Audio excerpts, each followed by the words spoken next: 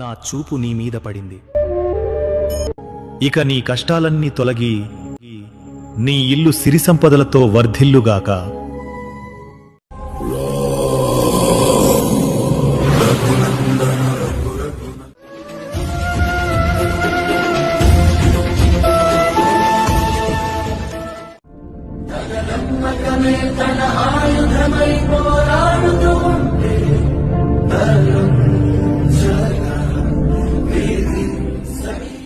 స్వామి, నాకేం చేయాలో అర్థం కావట్లేదు.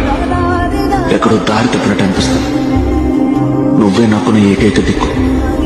నువ్వే ఒక దారి చూపించు స్వామి.